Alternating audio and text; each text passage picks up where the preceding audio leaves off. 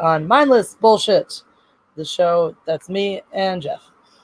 I'm Jesse. I'm Jeff. Yay! And we're going to talk about Star Wars! Space horses. SPORSES! Kendo would be proud of you right now.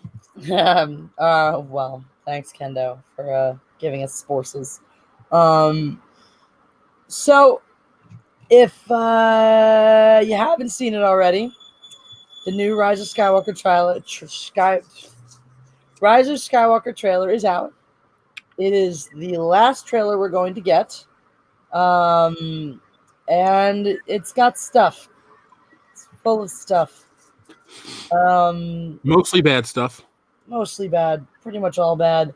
And one of those things is a mounted charge on top of a Star Destroyer with people riding space horses. Now, these are not the same space horses that we saw in the Last Jedi. These are more horsey looking horses. They look like horses. They might have some funny stuff on their faces, but they pretty much look like horses. What breed of horse does it look like to you that they used?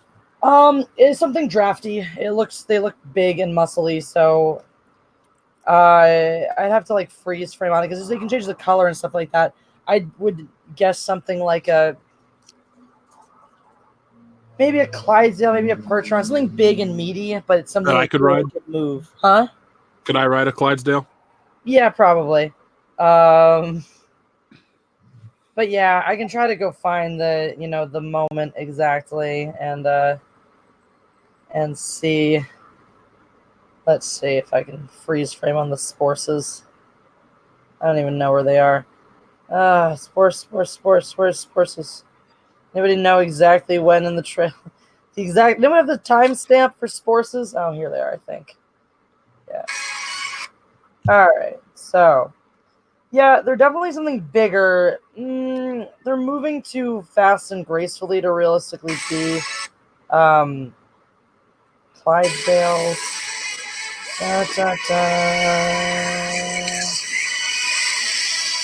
Come on, Force. Okay. Yeah, we used to go away screen. I just want to look at the SPORSES.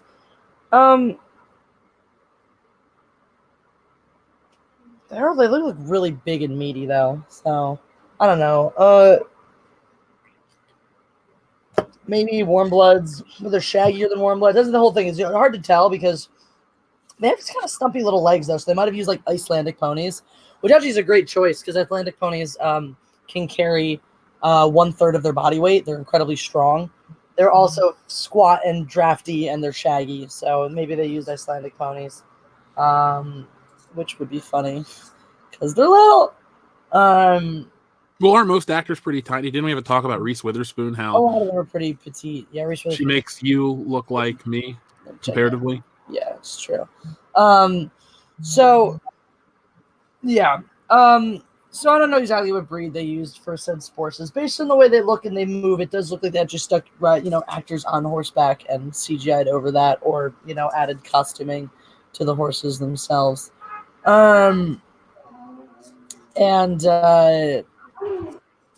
Yeah.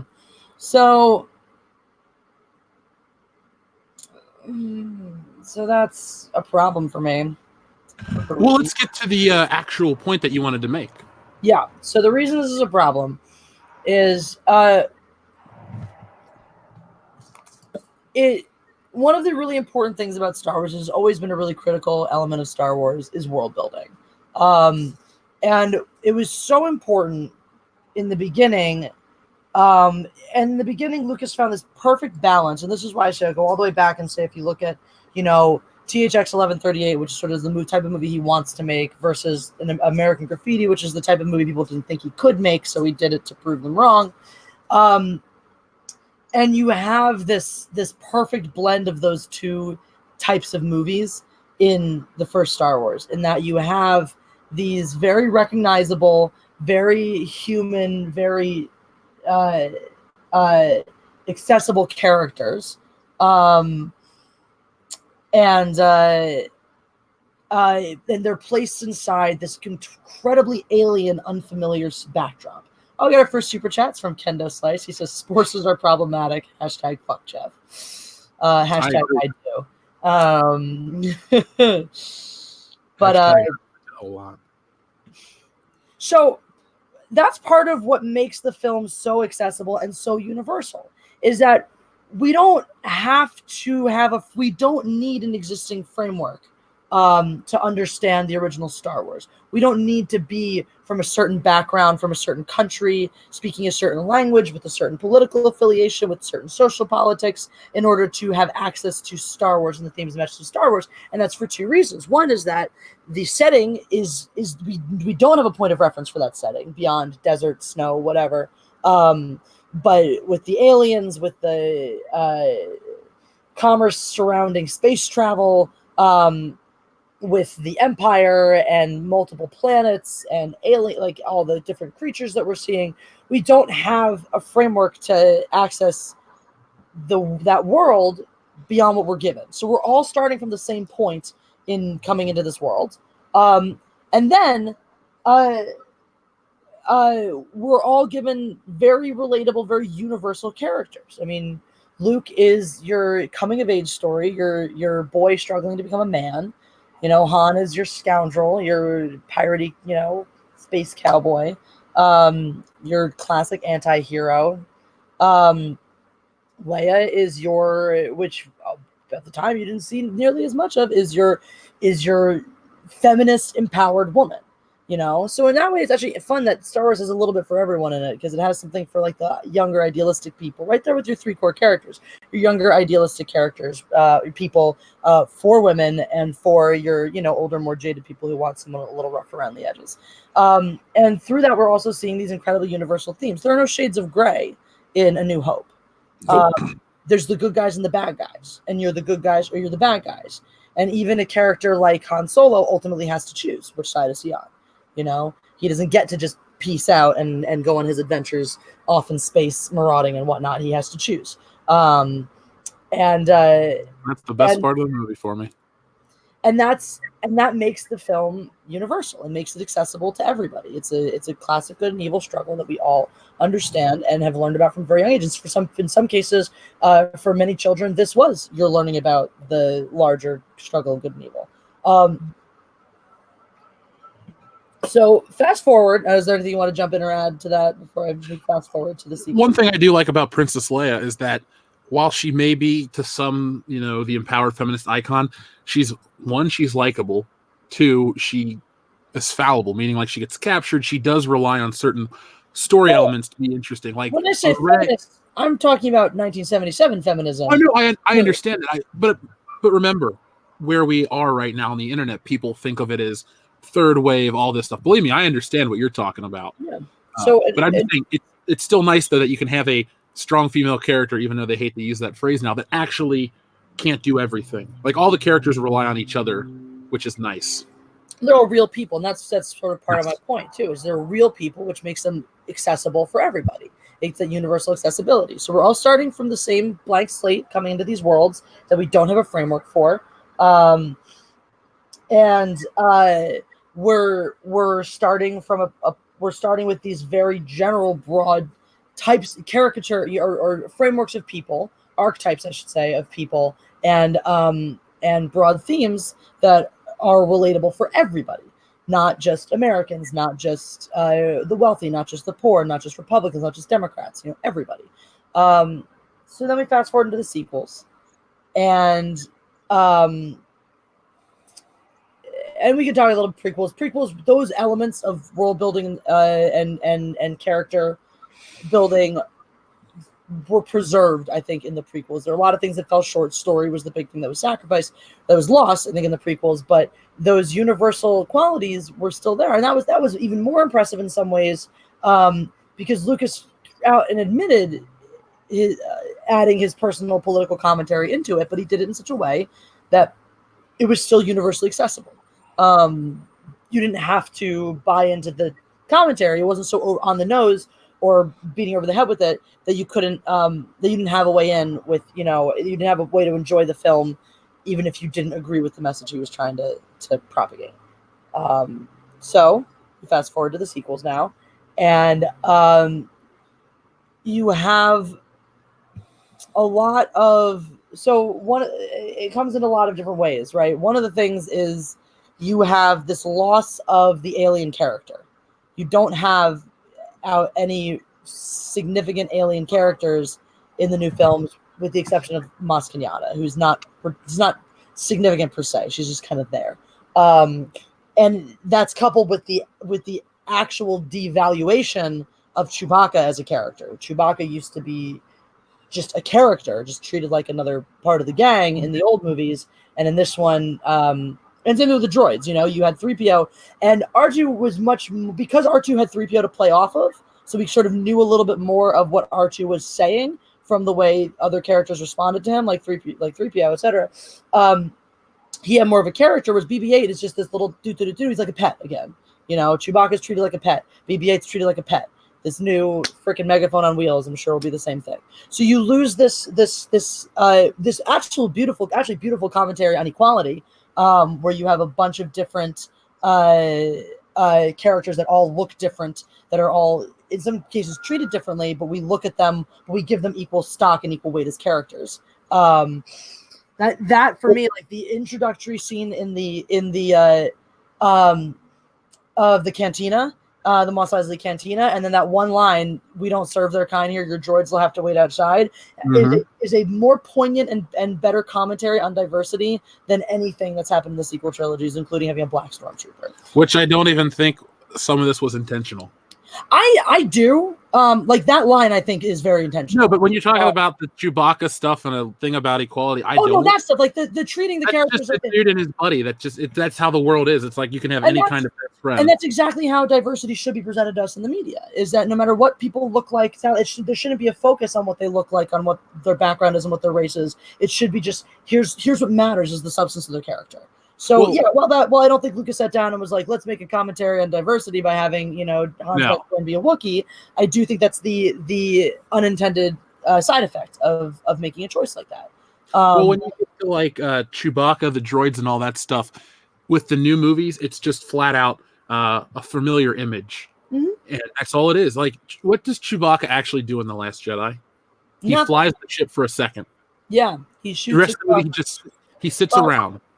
Isn't he the one who hits Kylo Ren with the crossbow in The Force Awakens? Probably. So because he just stabbed Han Solo. Yeah, so he shoots and Kylo Ren that great scream in The Force Awakens, and which I still don't understand what this is supposed to achieve on a puncture wound. He does that for the whole rest of that movie, like Kylo Ren. He keeps punching where he got shot. Maybe it's like an adrenaline thing. Maybe, I don't know. It just seems really awkward and weird. That's how I hate that movie so much that I don't even give a shit if it had like this great moment in it like that. Let's say that was something really important to the characters. Like this movie's just stupid on so many levels. One little thing like that's not going to save it. But it's fun. I don't think that's a good thing. I think that's a weird thing. Or that's what I'm saying. But some people would argue that it's a good thing. It's not. It's weird, awkward, and stupid. But yeah, no, and exactly right. They've been reduced to a series of images. I mean, there was such a joke that, like, I mean, you have when Luke goes to Dagobah, and you have R2 sort of marginalized in that scene and just sitting around. That makes sense because he's a fucking droid. Chewbacca's a person, for lack of a better word. Chewbacca's a character. You should do more than just sit around, guard the ship, and eat porgs. He should be dead, to be honest. I'm not trying to sound harsh. I'll say this on every stream when we bring up Chewbacca. Chewbacca and Han Solo and the Falcon should have been destroyed at the same time, and that is it. There's no reason outside of trying to pull on the heartstrings of, oh my God, the Millennium Falcon. It's Han Solo's ship. It doesn't work when Lando flies it. Like they say, you lost her to me fair and square. They fucked that up in Solo. It's all about iconography with Disney Star Wars. There's no substance. We talked about iconic images in A New Hope. That movie is just shot after shot after shot of iconic images. I mean, you can take what other movie, maybe The Wizard of Oz. I've never seen Gone with the Wind. But like, what other movie can you just pull frames from the movie and there are more iconic shots than not? Even a little basic shit like the hallway on the Death Star is burned in people's memories. The Princess Bride. I like that movie. We'll never argue over that one. I haven't watched it enough to where I go, like, I think of the part where he's talking to Wallace Shawn. Think of the part when he's climbing up the mountain or the cliffside. Also when he does As You Wish as he rolls down the hill. Okay, we're gonna need to watch this again because those are all great moments, but there's just all of the moments. Every moment of that movie is iconic. Fred Savage playing Nintendo. Even that moment. All right, Anthony Shelley sent a super chat. It was retracted. Message was retracted, so maybe we'll hear from you again. Hottigas History Corner. Good to hear from you, dude. And twice in a row here. We've got, hey, guess what was in the trailer? Flipping Y-Wings. Someone want to tell me where those were in The Last Jedi? Because that would have been nice. Yep. I heard a rumor that Zori Bliss character, Carrie Russell's bounty hunter, that's her ship. That's what I've heard. Obviously don't know. But yeah, they should have been in the last movie. You can salvage X-Wings. Mm-hmm. Wouldn't it even make more sense to actually use old decommissioned X-Wings and Y-Wings and A-Wings and B-Wings instead of having new ships in the Episode 7 movie? Like, because if this is a new resistance that's not really powerful, they're just a ragtag team, using old surplus military would actually add to the story and build the world better than, like, we have all brand new stuff just to sell whatever. Yeah, toys, which they're not selling anyway. Hottigas also says Kylo was trying to desensitize the wound doing that. They should have only showed the scene once and it would have been better. Fair. Also, can Chewie die to a moon like in the EU? That was nice. Dion's wife always makes that joke about Chewbacca getting crushed by the moon. I don't like that. I don't like that Han Solo's dead, but they should have got. They're like Jay and Silent Bob. They don't work independently. And people go like, well, Han Solo's the iconic character, but like, okay, I always talk about buying merchandise. If I buy Han Solo in any scale, any style, I got to get Chewbacca to go with him. It just doesn't feel right. They're always side by side. And when like they're taken apart in Empire Strikes Back, I know that the Leia scene, I love you, I know is the important emotional one, but I'm like, there goes your best friend. And he's like freaking out and shit and can't do anything. Because, he can rip his arms off, he can do all this shit, but he's powerless. And he has to let all them go. So I like that. And then I love the dynamic when they meet up in Return of the Jedi. That's yes, he has the Leia moment, but like Chewbacca also hugs him and stuff like that. It's it's cool. It's a developed character. Mm-hmm. And he's meaningful. And that's like if you read him, we talk a lot about this after Peter Mayhew passed. But there's so much about what Peter Mayhew brought to that character and the life he brought into it, that he was supremely expressive and in some ways, in spite of being a giant walking garbage human. Have you watched the clips of him speaking English under the suit? Mm-hmm. I love those with his British accent. And he's screaming at Harrison Ford. Audrey's regardless says, I don't like Chewie being dead, but in the EU, at least it took a moon to kill him.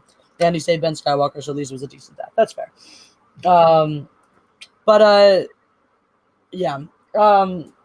Someone else pointed out, Han and Chewie go together like EVS and Pi.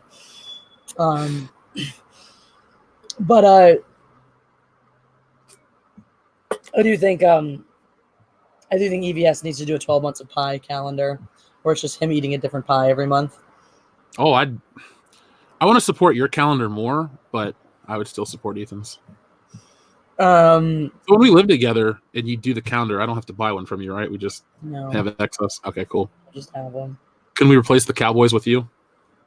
No. Can we put them by you, side by side? Wait, no, that sends the wrong message. No, I'm good. Anyway, so that's whatchamacallit. Yeah, so that's one of the devaluation of the alien characters. And the one thing I bring up as well is like the little crystal foxes things from The Last Jedi. Now we have these. Even the space horses from The Last Jedi, right? Even though they don't look like horses per se, they're still just being used for horse racing. And all the imagery surrounding that is very familiar. The kids cleaning the stables, they look like regular horse stables. The saddles look like saddles. The racetrack looks like a racetrack. It takes you out of this world because when you look at that, nothing else. I mean, even the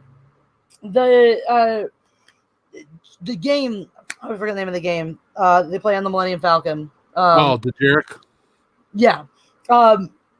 Sure, it's a checkered board, but that's it. So once again, it's like the checkered board, but it's a circle. and you're using holograms, using creatures on top of that has holograms. So the checkered board lets us in enough to know this is a board game. Mm-hmm. And that's it. And that's where the similarities to anything that we've seen on Earth completely stop. Well, I always say how much I like Star Wars because it doesn't drop you into this world with it's very familiar. Can't speak on Lord of the Rings, but like the thing I like about Star Wars is they don't make up fake denominations of money. It's like they just literally say a number. They don't have to come with public credits, Dactarians, all that shit that George Lucas adds later on that kind of makes it feel a little washy. They talk about just frames of time and stuff like that in a very harvest, that shit that everyone's going to understand. They don't come up with like crazy fictional words. And Luke Skywalker, like the X-wings look like airplanes. Yes, the Imperial stuff is all fantastical, but like an X-wing is an airplane, and everybody recognizes what an airplane looks like. Like Luke Skywalker's Landspeeder looks just like a car. It's not like an orb. It's not some crazy design that they're trying to make it super sci-fi. And again, the blasters are all based on real weapons. They are real weapons. They just have things over them. So while I am with you on your statement about SPORSES, and I think that's dumb, there are certain small things that I just think hit you subconsciously with Star Wars that you feel in the world already. But that's the key word, subconsciously. Yeah. Right? We're starting with the basis that's familiar, and then we're building the unfamiliar on top of it. Right? There's a difference between that and what they've done in the sequels, which is the blueprint. In the old ones, the blueprint is what's familiar. The little things, the checkered board, a cockpit that looks like it does on a fighter plane, or a traditional shape of long body and wings. The car-like shape of the speeder, things like that, that are, or like the banthas looking kind of yak-like. Just big elephants with suits. Exactly. But you have these frameworks of things that feel familiar on the one hand, but are it's the idea, it's the base that's familiar, not everything on top of it. Whereas in the new ones, they do is they take it and make it too familiar and only just tweak one little thing here or there. So like the horses, right? That's just a horse race betting arena. That's just what it is. And the only thing you did is make the horses look stupid. Or the casino. Yeah, it's a casino. It looks like a casino. Everything about it looks like a casino with coins that look like coins you'd use at a casino, with gambling tables that look like gambling tables you'd see at a casino. And the thing is, too, Lucas, like in episode 2, when he went into the bar and we're watching the sporting events, it was pod racing and other shit. To me, that was really cool to make it seem real worldish. Like we go to a bar and you bet on races and you bet on all this shit, but it's still otherworld things. You're watching droids like play soccer and shit like that. To me, that works. The stuff in episode 8 doesn't, because it's not changed enough, like you're saying. Exactly. It's just I don't expect a casino in Star Wars to look like a casino on Earth. Now, the idea of having a casino, the idea of having a place where rich people come and bet and throw their money away, works in the Star Wars universe. But that's it. Again, that idea, that concept is the base thing that's all you need to take from reality, like they would have done in an old movie. And then everything else should look totally alien and different inside. And that's how you bring us into it. Like the idea of a cantina. That's we come into this cantina, a place people go to drink. Okay, so we have a bar, and we can see a bar, and there are drinks, and that's it. Everyone inside is an alien. The decor, even. I mean, the decor. Okay, it looks a little like. Parts of it look relatable to something you might find out in a desert climate somewhere, and that's older. An older style bar. Like a Western style saloon kind of thing. But then people buy aliens who are wearing funny clothes. The drinks come in weird looking cups that are weird looking colors. The apparatuses that are dispensing the drinks are strange and unfamiliar. They look like hookahs. Huh? They look like big hookahs. They do look like giant hookahs. So there you have, so now you're taken out of it. So again, right, we could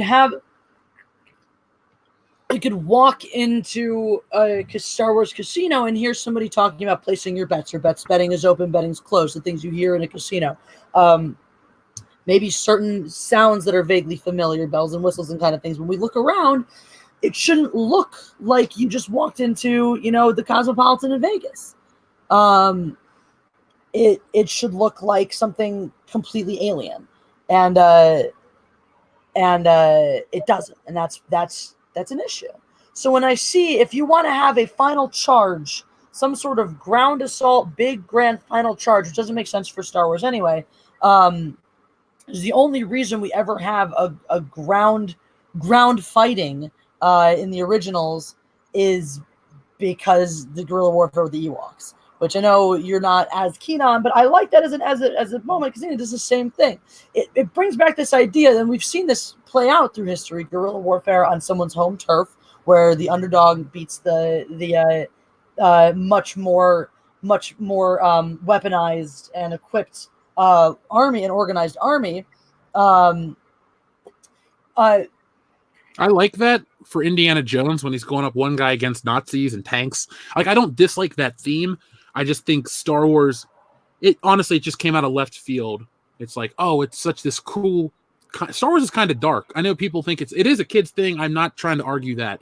Like, it's for everybody. It's not a kid's franchise, but it's violent. It's bloody. People are cut apart. There's people are immolated. It's very dark at times. And then I just feel like Return of the Jedi starts out tonally just like the other two Star Wars movies, even with Jabba's palace, which has creatures and stuff. But then we go a little too cutesy, like when the Ewoks steal the speeder bike and do all their shit. When that one Ewok dies and his friend is trying to get him back up, I get a little misty. You can hug me every time we watch that movie together. I'll dry your eyes. I'll look at you and say, it's okay. The actor didn't die. And then... Shut up. What? Hit you. Do you want me to get you some Ewok stuffed toys for the apartment? No, maybe. Good. I'm bringing my favorite Han Solo for us. Says, I saw no sabacc there. 0 out of 10. Agreed. Absolutely. I have a sabacc card game somebody gave me. Should I bring it? You want to try playing it? Sure. All right, cool. So yeah, so you have this stuff that's way too, and again, there's no other creature in all of Star Wars that is as reminiscent to a real living creature as a crystal fox is to a fox, or a space horse, a sporse is to a horse. And so what I was saying, it makes no sense for there to be a cavalry charge in Star Wars at all. It makes even less sense that they would be doing it on things that just look like horses. It takes you out of the reality. And then I get to that, like, what am I watching? Lord of the Rings? Like, I love Lord of the Rings, and the cavalry charges that happen in that film are spectacular. Made even more so by the fact that they actually used tons and tons of actual actors and actual horses to do this. So one of the cool things about Lord of the Rings is they obviously, for thousands of people, armies, they had to use CGI to double a lot of that, but they found as many background actors as they could, and they round up just people in New Zealand. They're like, hey, bring your horse, and we'll do this. So all of the horse people in the movies, like all the background horse people, are people with horses. It's not just CGI effects; it's all real, and it makes sense in a world where one of the entire cultures that you encounter is based off of the fact that they're a horse culture. They're a horse people. Like that's not a thing in Star Wars. There's no even the scale to which we're looking at the space battle isn't interesting in the same way. Because I'm going to tell you right now, we have a bajillion ships going up against another bajillion ships. It's going to be like that end gigantic battle in Aquaman, where there's so many people zipping around, blasting at each other, you just have no fucking clue what's happening at any given point. But I loved that scene. It was fun. I like Aquaman a lot. That is not my favorite DC film, but it's up there. Aquaman, I will consistently maintain, is not a good movie, but it is a lot of fun to watch. That's where I'm coming from, because I enjoy the shit out of Justice League a lot. It is not a good movie, but I remember watching the scene where they're all flying to Russia, and I looked over. I didn't say it to my mom, but I looked over and I thought, when does this get terrible? Because all the reviews were out, and I was like, this is fine. Like, it's completely okay. I didn't buy it. I didn't get anything from the movie, but it's, I'm with you on that. Now, Joker, a little different. Wonder Woman, pretty solid, but Justice League, no. But no, with your point you're making about Star Wars with that final battle, it looks... See, I have a problem with, like, the organized nature. Like in the first movie, they're clearly the Rebellion 2.0. They have an army, they have a base, they have this. I know they get wiped out in The Last Jedi, but it makes no, like in The Empire Strikes Back, it's a personal story. The Rebel Alliance is in the opening. They get defeated. They run off to their secret rendezvous point, and the story follows Luke and Han and Leia being stuck in space together. I wish in The Last Jedi we didn't have to have a whole space story about how they're out of gas and how the rebellion or whatever they're called keeps getting diminished and diminished. Like, you never set up a world of good versus evil, big army versus big army. You set up a world where you kind of told it, and then you were focused on this girl and basically bringing back the member berries. So I can't get emotionally invested in this big final battle. It may look visually spectacular. The Falcon does look cool when it comes down, because remember, we're used to seeing the Millennium Falcon fly a certain way. Like, I remember seeing Return of the Jedi the first time, and that part where it comes in and out sideways and flies through all the Mon Calamari ships is still cool to me to this day. Yeah. The Falcon looks cool in this trailer, but it's like, there's no stakes. That's what this movie is lacking. That's what all Disney Star Wars movies are lacking. Like Disney movies are always like, hey, you go, you sing a song, you have a good time, and all the heroes are okay. Star Wars was always like, they could die. Obi-Wan dies, Han gets captured. Is he ever coming back? I mean, you have in the extended cut where where Luke runs into Biggs again, and he's like, "Oh man, we got so much to talk about." And you're like, "Oh, they're gonna catch up with each other," and the Biggs just dies. That's kind of a weird thing to watch in the original cut, because he clearly says stuff about Biggs that he doesn't say about any other fighter pilots. Yeah. And so you have to listen to the one line in the beginning. So I think that's a nice special edition change to the story. Also, I do think it adds something. Like when Red Leader says about your father was a great pilot or whatever, I think that's another good sign, because Obi-Wan builds that in the beginning of the movie. And, when you watch the original cut, they just show Luke walk, and then that's it. So... yeah, so that's one of the things too, is like when you're watching that fight, you see into the cockpits, you see all these characters. Even though we've just met a lot of them, we get a lot of this space, this banter back and forth, and we're seeing all their faces. We do that, so you have a sense of like who is actually being killed in these moments. When you watch even the Return of the Jedi, we know who's piloting which ships. We have a sense of whose life is at stake right now, of who's taking what risk. When you just have all these hundreds of thousands of anonymous ships, you lose all of that. We got a few super chats. Clustoric says what's missing is an all-out ground battle, and that's one of the things. Like, you may not like it, but the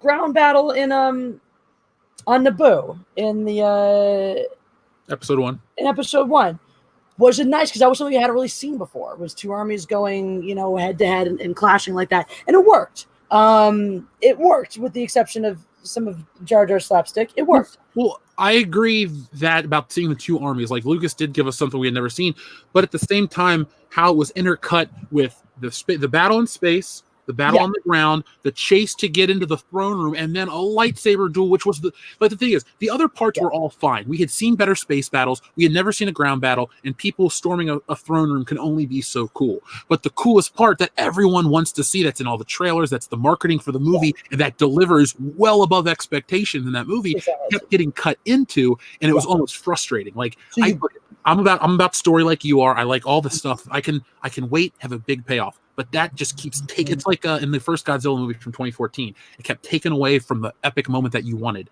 and I don't like that. And maybe that's why my perception's colored on the ground battle more so than Jar Jar slapstick. Fair. What I do think though, but again, if you want to take a look at that just as the battle itself, is the and I do agree that the stakes in the other two scenes don't measure up to that. So it doesn't have the same balance as you have in, say, Return of the Jedi, which I think has that's one of the most balanced three-way battles I've ever seen in terms of the cutting and the pacing. Agreed. Wouldn't change anything about it. So what I do like though is, again, like we talked about, you have a cavalry in this one. The Gungans are mounted on some weird, bizarre creatures, and they have creatures hauling their bombs effectively, and so we have all the reference of mounted cavalry, of war creatures, it would be oxen in the actual war hauling artillery, but the artillery doesn't look like actual artillery. The creatures we're riding look more like ostriches than horses. So you have this you have the duality that worked out in the originals as well, of something familiar, or familiar codification with something unfamiliar. And we do this in a different way. We have the shield, right? We start with the shield, so we have this other additional element that changes the way the battles actually fought, so you don't really have two fronts clashing in the same way, because they're assaulting the droids can't, and then the droids start marching through, and now that looks a little different because there's no defined front. It's a bit of a melee on the ground, and it's also different because you have a droid army versus a living army. Yeah. And that always changes the stakes of a battle and the way that a battle's fought, the dynamic of a battle, which is interesting because it's not something you usually get to see. You don't usually get to see something where it's like, here's us, and actually, the place that the thing that it's actually similar to in some ways is some of the orc battles in Lord of the Rings, where you have one force that's sort of just a grunt force, and so your main fight, the good guys essentially can mow down tons and tons of them before getting killed themselves. But so you have some different elements in it. There's nothing so on the nose as just a fucking cavalry charge, which I don't even know the context for, but there's no way I can see that makes any sense whatsoever. No. And it's probably going to be such a small part as well. And like okay, so I'll give like the prequels, the stuff they show for extended periods of time, like the battles, it was important to the story. They're going to make this seem more important. Like, oh, it's so cool to look at visually, but you're probably just not going to be moved by it. Mm-hmm. That makes sense. Like I'm thinking about the episode 1 battle on the ground, which is something I rarely think about. I usually think of it as the scene that takes place in the Windows XP background. But there are some really good moments, especially like, and I hate Jar Jar, but like when his foot gets stuck in the broken battle droid and he tries to stomp his foot and it keeps shooting and shooting and shooting, and then he jumps and shoots. Like, there are humor like that works. The fart jokes, the stepping and shit, that's dumb. There are certain Jar Jar moments where I'm like, I get what George Lucas was trying to do with a character, but it sucked overall. Like, cut it back 95%, maybe 1 or 2 jokes here and there, maybe during the battle, or, just have Jar Jar, they come back to the planet. And, Jar Jar's like, oh, I'm cool, I saved a Jedi, I get whatever. And then he tries to show off and then he still fucks up. But, yeah. And yeah, to your point, I do want to back you on the whole Return of the Jedi is the best 3-cut battle. Because you have only 2 in Empire and 1 in the first Star Wars. I mean, obviously, the stakes build. Yeah. But I may like the 3 cuts better than the 2 in Empire, because I'm equally invested in the 3 in Return of the Jedi. Yeah. In 2 in Empire, I'm not really that focused on them trying to save Han Solo. Maybe because I've seen the movie a bunch. Well, especially after you see it the first time, so they don't. Yeah, it's... How weird would that movie be, though? Humor me this. Folks in the chat, humor me this. What would be the case of the story if they did save Han Solo from Boba Fett on the platform? Like, what do you think the story... Like, just give me any crazy hypothetical. I'll be looking at the chat. But I'm just trying to think, like, what if they were able to rescue him and just kill Boba Fett, like, straight up? That would be a very Disney-esque move. But what do you think would be, the outcome? The Disney-esque move would be convincing Boba Fett to do the right thing and become a good guy. I know. I wish we would get more Boba Fett stuff. I know The Mandalorian looks fine, and I'm not here to rip on that yet. By the way, we're going to have a free Disney Plus subscription. Did you see about Verizon? No. If you're a Verizon member like we are, you get a free year of Disney. So we're going to have 2. We'll just have 1 joint account, but Damn. Awesome. Let me get you with some of these super chats. Oh, yeah, of course. American Myth says, Jesse, I attended the sword experience with Adrian Palm, and he said that Bob Anderson choreographed the Highlander series. Disney Star Wars fights are terrible. They are terrible. I didn't know. I did not realize Bob Anderson did that. Maybe I must have known that because we would have covered that. I knew Adrian Paul knew Bob Anderson. So, yeah. That's really cool. You got to do one of those. So I don't know if you know, Adrian Paul was the Highlander in the TV series. He runs a thing called... What? The choreographer? No, Adrian Paul was the Highlander in the TV series. Oh, the actor. Okay, I never watched the TV series. I've only seen the first 2 films. So he does this thing called the sword experience. So goes around different cities, and he does this thing where like you actually get to be part of it. He teaches you the fight from a movie. He just picks. He has a sort of a handful of different movies. Sometimes it's Highlander, sometimes other things, and he teaches you how to do it. So it's pretty cool. Disturbed fan 0717 Productions says, why aren't they using speeder bikes? They're technologically advanced and weaponized. It's like they forgot that speeders exist, plus too much organic scenery with no tech integrated. Yeah, doesn't make any sense. We're talking about futuristicness. We're talking about being on a fucking spaceship. Why the fuck are there horses there in the first place? when things like speeder bikes exist. It Yeah, makes and you could even bring in like, remember this? You ever seen Shadows of the Empire, the video game? yeah, the N64 one, I played the shit Yeah, out of that. remember the swoop bike, the red one? Oh, I love You that could have thing. the swoop bikes. We've never seen those in a Star Wars film. That's That the one shit is you could so glean from cool. the EU. I mean, how cool would it be if they have like a fucking, Road Rash 64 style thing where they just all go in and they're just, tearing apart everything on these speeder bikes. They could get vibro whips. They could get fucking the staffs. Like, you could have a really cool, like, badass brawl. And you could kind of just shut any kind of complaints up from fans. It's like, that was just an all-out battle. We've never seen that. You leave it motivated to like watch more Star Wars. Mm-hmm. But yeah, I'm all about the speeder bikes. We've got Justin Proper in the chat, FKA Proper Jeremy. So that's very exciting. Justin's taking back his own identity. We love to see that. I like his confession though. Hmm? I like his confession. What confession? Did you see it? No. It says the only space battle I enjoyed in Star Wars was when Luke destroyed the Death Star. Aw. It's the best one. It is. I will argue that with literally anyone on the planet all day. It is the best one. No question, is the best one. Rosetta Allen says, I'd rather give fandom folks money, lost interest. Well, thank you for your super chat. And on that note, someone actually made a great suggestion on my video from yesterday, which was that if you are a person who's boycotting episode 9, that I'm not going to do that, and understand a lot of people are going to. I support your decision one way or the other, but if you are going to boycott, maybe take the money you would have spent on a ticket and give it to charity instead. Take something born out of a negative and make it into a positive. I always think that's a great thing to do. So that's my new thing that I'm encouraging, is that if you're boycotting, obviously also I believe definitely in giving money to other films that are coming out, like Jumanji 2. I can't wait to see that. I'm so stoked for that. But take something that's born out of a negative and make it into a positive. Do you have more super chats? One more, I think. Okay, cool, because I want to respond to American Myth after you do that. All right, Haudigas History Corner says, part of me wants a subjugator class ship to just roll in at the head of a CIS remnant fleet that's been hiding God knows where and just roll face. That would be fun. That would be a lot of fun, Haudigas. The Oscar, thank you for the super chat. And Rosetta Allen says, $0 Disney dollars spent it on rescuing a new kitty. Aw, that's a good use of dollars. All right, caught up on super chats. Go ahead and respond. Oh, I just wanted to say to American Myth, he says, I remember the Shadows of the Empire toys at FAO Schwartz, and those were cool figures. I went to FAO Schwartz in New York City, and there were barely any Star Wars toys, only Star Wars Legos. American Myth, I remember in 1998 going to New York City with my mom, and we went and looked at Star Wars toys at Toys R Us, and they were $10 a figure, and they were only $5 back home. And my mom was like, I'll get you a souvenir in New York or something. I said, I want a Star Wars toy. She's like, those are too expensive. I'll buy them for you when you get home. So that was my first experience and only toy experience in New York. And I miss the good old days when Star Wars figures were $5. You'd go to Walmart, get a couple of them. That's why I had so many damn Star Wars toys, because they were kind of cheap. So, Jeff the Iron Wolf is here. He said, no love for me, Jesse. I didn't see you. I'm sorry. No, I'm the only Jeff that gets love. Sorry, dude. Well, Jeff is going to get a lot of love soon because he's going to be a daddy. Well, I know. I hang out with Jeff the Iron Wolf. I'm not just telling you. I know you know. Oh, he's a good dude. You were with me when he texted me and was like, dude, you totally missed what he was trying to like tell me on the live stream. He texted you, yeah, when in the car when we were going to Kelly's restaurant. No, we were going to the desert. Oh, okay. Madoween says, what up, love nerds?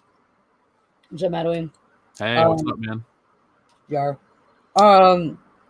Yeah. So occasionally I'm chewing on a piece Okay, yeah, American Myth.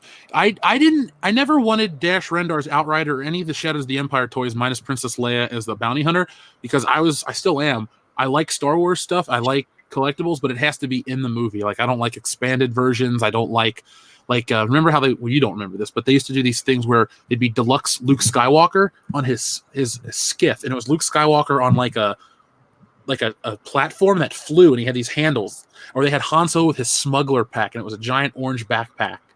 It's like the dumbest shit you can imagine, but I hated those because it's like, that's not in the movie. That's not what Star Wars is. So, American Myth, to jump to your point, I had the Falcon. I loved it, but it was also in the film, so that's why I didn't want the Outrider. Because my mom was like, I'll get you whatever you want. She was cool like that, but it had to be in the film. Oh, and even the UK from the UK is here. Hello. Yes, someone else has a shark in the background. Yeah, it's a cat bed. It was on my Amazon wish list for my kitties, and somebody sent it to me. So now my kitties have a shark bed. And Jane was sleeping in it last night with a little head sticking out, and it was very, very cute. So this is, people will be like, you're making such a big deal about those forces. And the reality is that it's indicative of this larger problem we've been discussing in Star Wars in general, which is the lack of accessibility, universal accessibility. And honestly, that's the thing that really bothers me a lot, is the introduction of shades of gray into the Star Wars saga. If you want to put that into the Star Wars universe, in your origin stories, in your spin-off stuff, that's fine. It's a universe. That's the shades of gray exist. The entire, but if you want to make something that you're calling, the Star Wars saga, the whole heart and soul of the Star Wars saga is the struggle of the dark side of the Force against the light side of the Force. It's what it is. It's the entire point of it, and the struggle to bring balance to that. So introducing all of these shades of gray that they're doing, in addition to removing the universality of that, because that's one of the things, is like, you watch the original Star Wars and you root for Luke. You might think he's an annoying little twerp. I did at certain points. I never did. But you root for him. You might not love the character. He may bother you for some reason, but you still root for him. You still understand intrinsically that he is the good guy. They're casting all these shadows and shades of gray and stuff, and now, like, we don't even know if Rey's a good guy anymore if we're supposed to root for her, faith in her, or believe in her. That's like a lot of, that's actually the one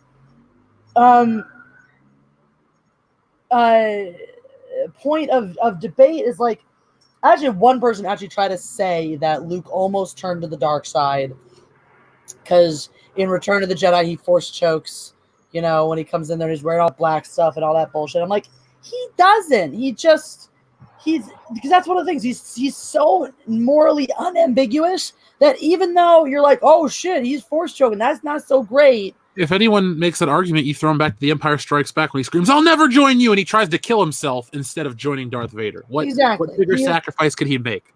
Literally never. There's never any question about Luke's morality and loyalty. Even, when Obi-Wan and Yoda are like, oh, what if we lose him to the dark side? The audience is like, not going to happen, bro. Like, your fears are unfounded. So this business of all this teasing of Rey being dark side and no one understands me and what's going on and this connection she has to Kylo Ren, it all just cheapens. It becomes this teen angst. Because that's one of the things, is in spite of having a character, this young yuppie character who's discovering himself and coming of age and can be occasionally whiny, right? Luke Skywalker, the movie is never about Luke Skywalker's teenage angst. It's always bigger about what his call to action is, what he has to do, and how he changes as a result of the action. Because it's so action-oriented. Rey's character is so nothing-oriented. It's not action-oriented. It's not character-oriented because there's no development there. She's not a character with agency. She's just this inactionable character that bops around the universe kind of doing what people tell her to do. Which, all right, it was why you now have this line of like, nobody knows me. It's like, bitch, you don't even know you. Nobody knows you, including the audience, because we haven't been told who you are at any point. We have not even been given the proper clues to decipher who you are. Well, you brought up the gray area. I wanted to touch on that real quick. That's why the Marvel stuff has been so universal, because that is good versus evil. It's just straight up, the heroes are the heroes, the villains are the villains. We never once thought that the Red Skull had a valid point. It was Captain America was the altruistic hero, the entire story. Red Skull was evil. I thought Thanos kind of had a point, but he did, but ultimately he was still the bad guy. It was never like I'm talking overall too, because Loki kind of had a moment here and there, but the heroes themselves. Well, Loki, I think, actually remained a pretty shades of gray character until his really shitty ending. My favorite Loki moment is in the first Avengers when Thor goes, "Look at what you've done." He goes, "Oh," like in his face, he's just like, "Oh shit," because even Tony Stark tries to tell him there's no throne, there's no outcome where you win, or all this stuff. So I think the Marvel, though, the universal themes of good and evil are there. Maybe there are shades of gray for certain things, like look at Bucky, but they're not. Bucky's not the main character. Iron Man is. He had a checkered past, but once he. Well, honestly, though, your argument falls apart with Civil War, because literally the entire point of Civil War was here's all of the good guys and who is right. I think overall, though, I stand by my point. The Marvel heroes are the universal good versus evil struggle for the modern day. There is nothing else. Batman's more of a gray area than any of the Marvel characters. Yeah, what I'm just saying, Civil War kind of is the one anomaly that doesn't fit that mold at all. That's fine. It's the one anomaly. I'd say overall, Marvel movies are still good versus evil. I don't look at what. Sorry, Madaween sent another super chat. Star Wars toys were so cheap when I was a kid. We would slingshot them into the cornfield and not care if they got lost. I would never sling Star Wars toys into any field because they were good characters back then. Well, what if you had a lot of stormtroopers? I only had one. I was kind of sad. I had a stormtrooper and a sand trooper. Not now. When I was in college, they had re-release stormtroopers, so I think I bought 12 of them. They're just in a box. I don't do anything with them. I don't need them, but they're kind of cool. And you set them all up, and you have Darth Vader with all of his stormtroopers behind him. Rosetta Allen, thank you for the super chat. She says, in the comics, Thanos killed for sex, not altruistically. That's true too. So in the comics, he's not. You have not read Infinity Gauntlet, right? No, I know about it, but I haven't read it. Well, I just want you to read it and talk. We'll just bounce it off, kind of like a book club for a comic, just that one storyline. Okay. And then we'll do. No, remember how we've talked about how we're going to do our movie commentary together for Avengers Endgame and Infinity War. We should throw the comic in there so we can talk about it during the lull points. Okay. Be fun. Works for me. Andy from the UK, thank you for the super chat. Hello, it looks like when Rey and Kylo smash the Darth Vader statue thing, they're fighting each other. You can tell by their feet the way facing. That doesn't not your grammar. You can tell by the way their feet are facing. You can tell by the way their feet are facing. Rey also has that Sith dagger in that scene that they talk about in the leaks. So it looks like they're going on an Indiana Jones style adventure for a MacGuffin. I don't like that. My guess is vision on that one. My guess is Force vision on that one. I get what Luke had a Force vision in The Empire Strikes Back, but that's one of those things I don't think we ever really need to see. You know, it's like they do it. Well, I kind of like how Anakin had his as a dream. He just saw her face. Yeah. But that was such a specific moment for Luke, as like the journey of his trade was part of the journey and the training and the facing yourself. And it made very much sense for like this mystical hero's journey kind of thing. You don't have a mystical hero's journey in the new movies, so it doesn't make sense to have something calling back to that. If you more closely parallel, and I think there's a way you could have done a sequel trilogy where Rey's journey paralleled Luke's more closely while still making it new and different. Because I think that if you had just given into that parallel, you find the places to change it and alter it that make it interesting, that make it be like, well, you're the new Luke Skywalker. Well, no, I'm not. And then you have a justification for something like everyone thinks they know me, they don't. If you have her set up as this Luke-esque character, but you've changed some things, you've changed the way it is, where it's like she's this sort of prodigal son. Well, Kylo Ren's a she's the surrogate child, the surrogate son to replace the Kylo Ren, who's supposed to now follow in his footsteps and do what he couldn't do. And you have an opportunity there to create a really interesting character with that balance. And then all these things we're trying to do are justified. But you didn't do that. You didn't set us up for that. So you don't get to cash in on that cheap payoff. Basically. It should have been Finn, honestly. You should have followed his journey. He was much more interesting. He was, and if you look at all the marketing, like pre-movie coming out, he is bigger than her with the lightsaber. In the trailer, they make him out to be the lead. He's going to be the guy who's got the Force, and that's a much more compelling story. A kidnapped infant turned stormtrooper who should never have been a janitor because that was dumb and kind of racist. Who ends up with wants to just take care of himself, but realizes that he's strong in the Force and now has to go on this journey to be this great savior. That's fucking compelling. And fine. And then Rey can come along too as the abandoned child on this planet who's, and fuck it. Even in that context, if she comes on as now she's going to be this maverick pilot character who shows up and is like, yeah, I'm having a cause and something to fight for, but then finds out she's got some weird attraction to Kylo Ren. That could be compelling. That all these things that they just did poorly. There's a way to justify them and make them not suck, but that's not what they're doing. No, I don't think her being this maverick pilot works. Because remember how she talks about how I've never left the planet, and she knows all this shit. People go, "Oh, it's just Star Wars. You're not supposed to think about it." But Now, you think about it in every other Star Wars movie, and it all works. Like exactly. Han Solo's the best pilot. Well, I've been doing it for fucking ever. And he's also was in the at one point was in the Imperial Air Force. Yeah, it makes sense. Luke is insanely strong with the Force, but he also has used vehicles before. I would argue he's not even strong with the Force in the first movie at all. I'd say he's a great pilot. They keep mentioning it. He's a good, marksman because he lives on a planet where he does it for fun. Yeah. And they establish it properly enough. I hate that argument. Well, how can Luke do this? It's fucking in the script. Like, do you not people watch the movie? Yeah. I'd say he really comes into the Force in the second movie. And that's the whole thing is like flying an X-Wing is not like flying the Millennium Falcon. No. X-Wings are more akin to driving a speeder around, But remember too, he does say, "Who's going to fly it, kid?" He's like, "You bet I could. I'm not such a bad pilot myself." So clearly, he and God, like, maybe there's some sort of piloty school on Tatooine that he and Biggs went to, and maybe they learned that in their school. Like, there's he has the T-16 Skyhopper they talk about. True. There's an indication. Yes, there's an indication that he has flown before. Yeah, many times. Yeah, because Obi-Wan, I think that's one of his things about. I've heard you're a good pilot yourself, and then they pick up C3. I've heard you become a good pilot. Yeah. Yeah. Rosetta Allen says, "Last super selfish. I still need to stream with you. Yes, you do. Got a little time now. We'll set something up."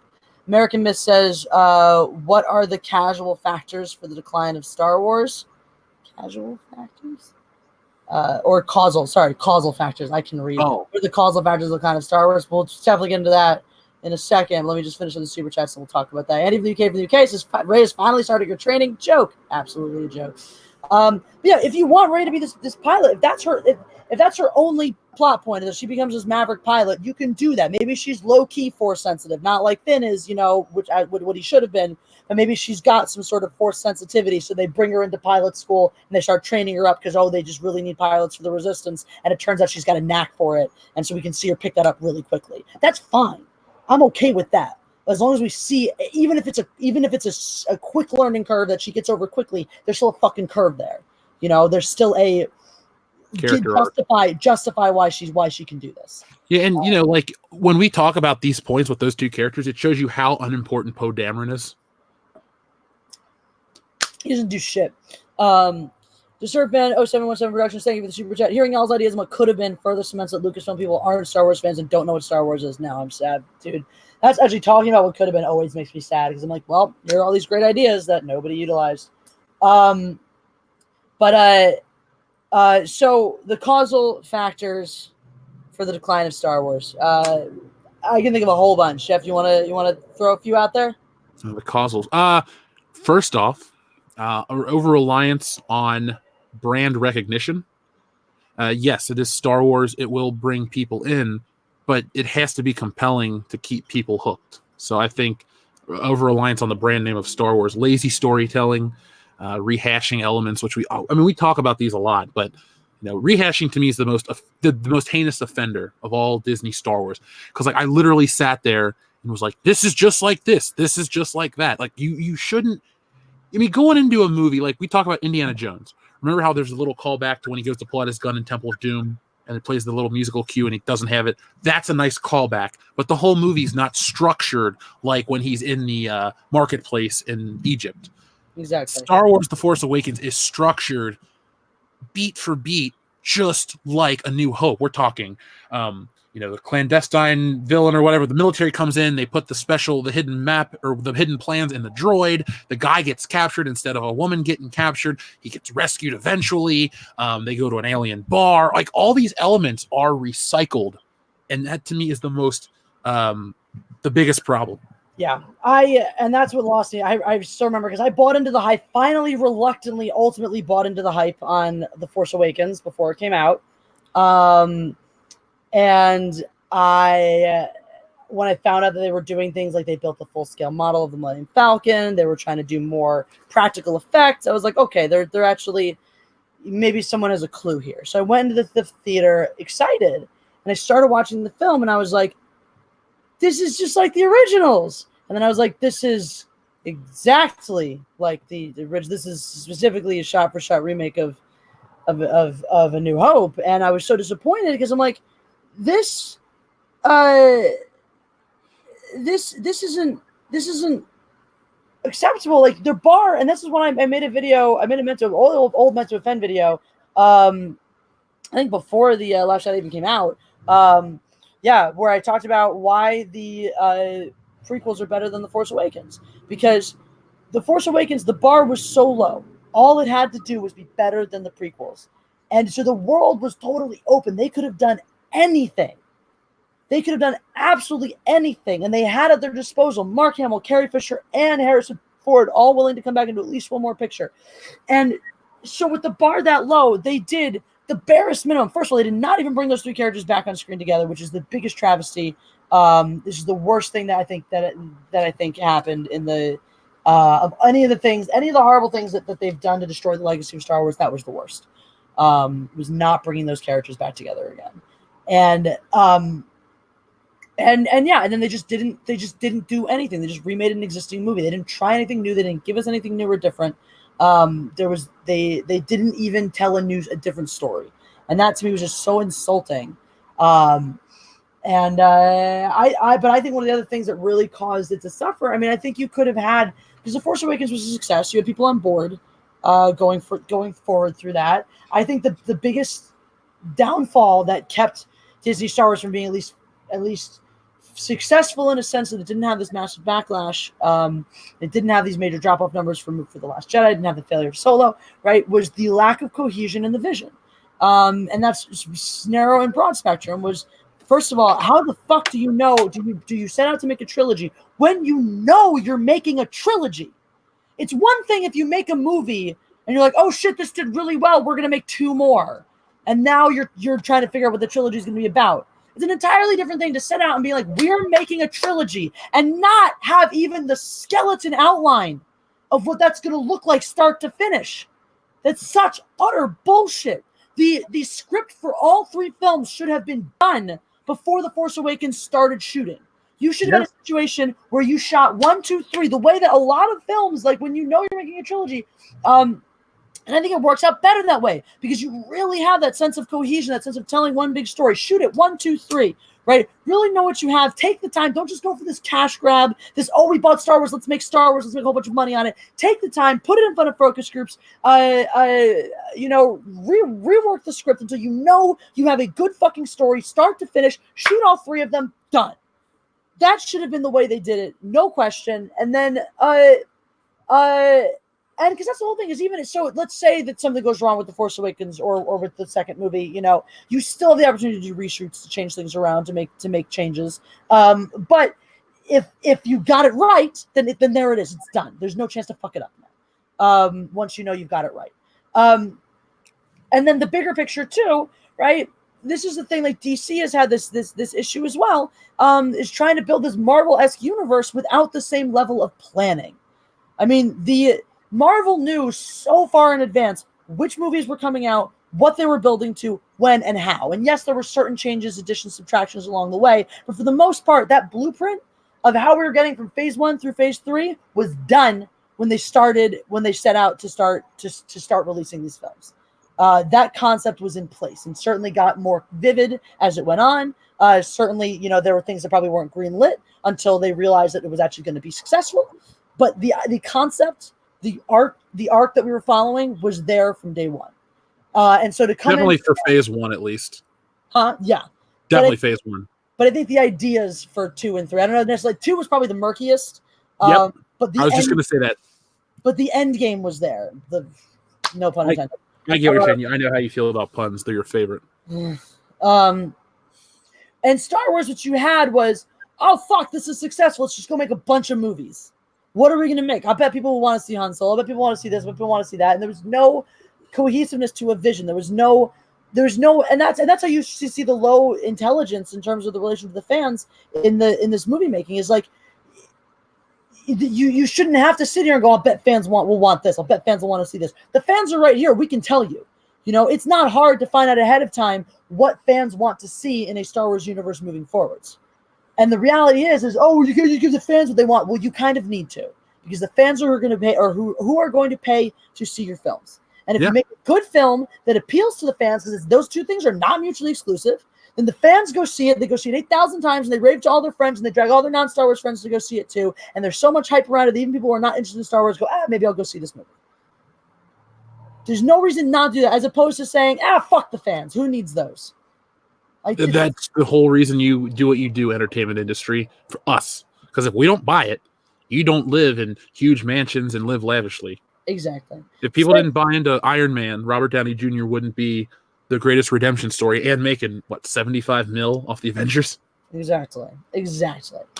Spinner one, thank you for your super chat. Ray learned how to fly from a training program she'd run after scavenging all day. It was explained in a book of short stories, but you shouldn't have to explain plot elements and outside material. Agree completely. Also, that makes no sense because we see clearly in the movie she scavenges literally all day. She wears herself out scavenging around to get just enough to get by. When the fuck does she have the time or the energy to go run a fucking training program to fly? Yeah, I saw that. Where did you get the money to do that? Well, I saw that come in, and I wanted to talk about that. Yeah, I love Star Wars. Anything, if it's not explained in the movie, it doesn't matter. You can't give a movie a pass if I explained it in the supplemental book that came out 4 years later. Who gives a shit? The movie's been out for 4 years. It's like the argument people make about, you can't dislike The Force Awakens in this because they're going to answer it in the next movie. But The movie's supposed to stand on its own. The original trilogy isn't dependent upon the next film to validate that film's quality. Maybe Empire gives you a complete story with Return of the Jedi, but it's still a great film from start to finish. There are cliffhangers. They're like, well, how are we going to resolve this plot point? There are no big questions that are brought up where you're like, well, what does that mean? Where does this come from? Oh, you have to wait for the next movie to find out. That's not a thing. That's the worst thing with Maz Kanata with the lightsaber. Oh, that's a story for another time. That will never be fucking answered. Yeah, no. And even from the UK says they had a script. George Lucas gave them one. Now, I don't know if that would have been the best script, though. I'm not trying to be contrary, but he talks about the wills and the little microscopic universe. I don't think that'd be cool. I'm not sure that's a story I wanted to see. I do think a lot of people got really hyped about it. It was like, yeah, I totally want to see that just because they were angry about, regular Star Wars. I feel like a lot of this stuff is. Yeah, but I can't say that I wanted to see the wills. I really didn't want to see Star Wars after Return of the Jedi. And that was the thing. People got so stoked when Disney bought it. They're like, "Oh my god, we're gonna get more Star Wars movies!" And I was like, "That's not a thing I want." No. I've told this story dozens of times. I remember when the announcement was made. I think it was either October 30th or Halloween 2012. And the first thing I said when somebody told me about it, I was like, well, Han Solo's going to die. I knew that instantly. That was the thing. And it was just okay. But that was all the reason. I think that's the only reason some of this shit exists is to right certain wrongs with him in the plot. They ruin all the characters with the Disney stuff. Yarhar. Sorry, I just got a payment. I'm trying to see why. Okay. Gotcha. Cool. Dumb. I just needed to make sure that it was correct. And it is. The end. I got paid today. From YouTube? Nope. From refereeing. Oh, nice. I get paid the same time as everyone else for YouTube. 21st. On your birthday. That was my favorite email I got. Yay, birthday.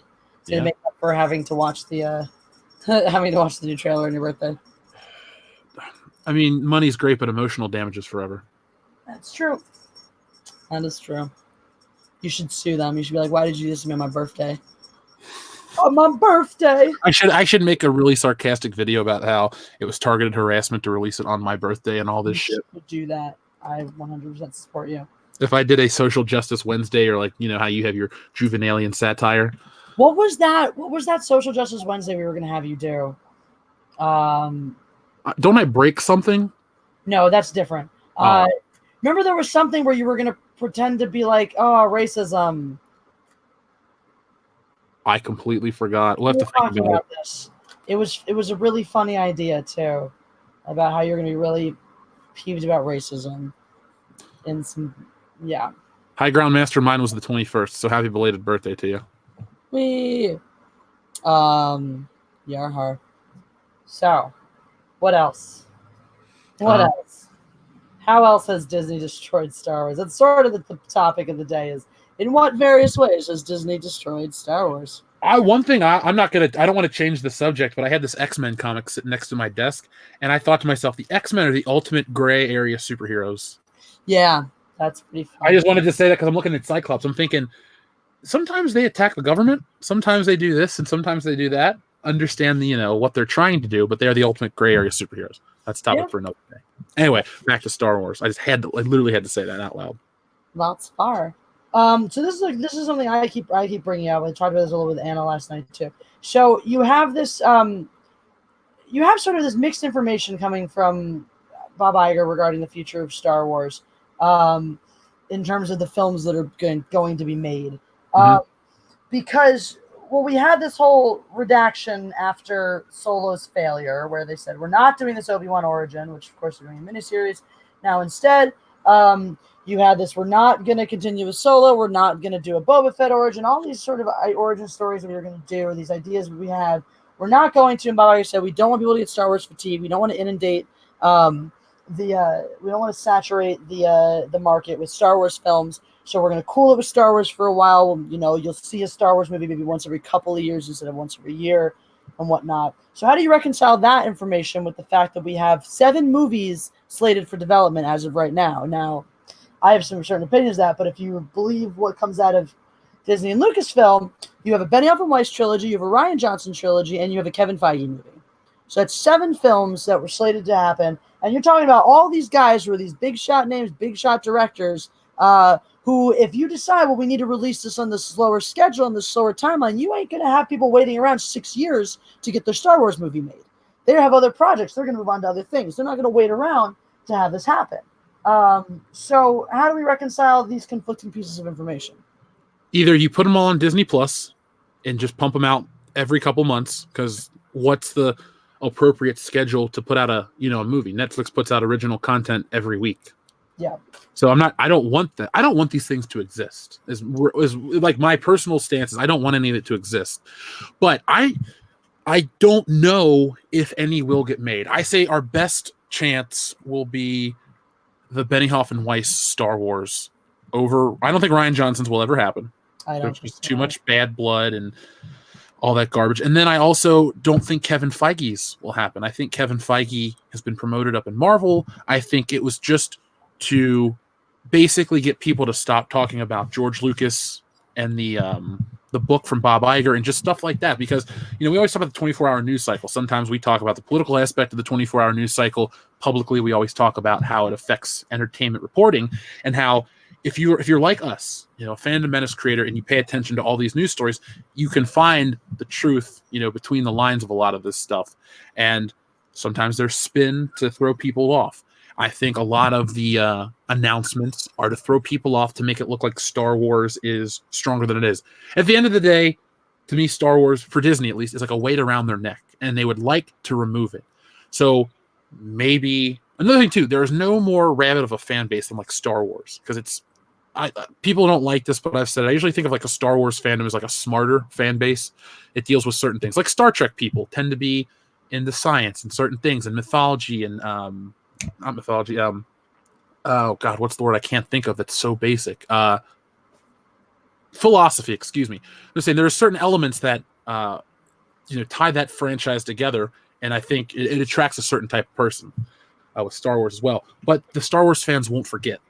You do something, they will remember. I think they're harder to make them forgive. And Disney looks at it as this was the ultimate marketing coup. We can buy it up for what we think it's valued at, make $1 bajillion off merchandise, this, that, and the other. And they tried to change it into something that it was never meant to be. And I personally think they're going to tell you this to keep people on the outside that are like the Funko Pop fans, so they can stay excited and not move on to the next thing. But yep. I think at the end of the day, they just want people to be like, fuck it, we'll just watch the old movies, we'll buy this, and we'll go to the theme park. And it didn't turn out that way. Which they're not doing. Oh, fun fact. Clearly hurting for the marketing. I was watching the first episode of season 2 of The Rookie. Yeah. And Nathan Fillion is wearing a Galaxy's Edge shirt at one point in it. Wow. Mm-hmm. I'm glad we don't have Galaxy's Edge t-shirts. No, and we never will. No. Yep. Are you planning on going at any point? The Galaxy's Edge? It would be with you, so... Well, I'm just saying, like, I don't know if you wanted it, if you were planning on like doing it with the guys over a celebration or anything like that. Oh, when it comes to celebration, it's kind of going to be like a whole fandom menace. Like, I want to be where the people are type of thing, like our people.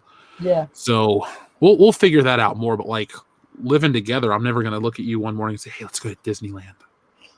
Good. Like, I'll get a Universal pass. Here's the thing: people always talk about us, like not us together, but like just us as people.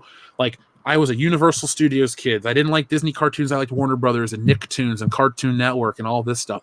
Disney was either The Lion King and Aladdin, or it was the princess shit, which I didn't like. And I don't like musicals. I didn't like the Disney stuff. It never really resonated with me. So I don't have that emotional connection to Disneyland. I've been to Disney World once in 1996. We went to the MGM studios. I got to see Star Tours. That was cool. I got to see the Indiana Jones stunt show. I don't remember anything else from that day. But I can tell you my Universal trip like it was yesterday, and I showed you the picture and stuff like that. So I will never look at you and be like, I go, it's the happiest place on earth. The Disney brand of entertainment has never, with the exception of Toy Story, post like being 5 years old, has never really sat well with me to where I want to consume it. I don't buy Disney stuff. And Jeff, this is why we're soulmates.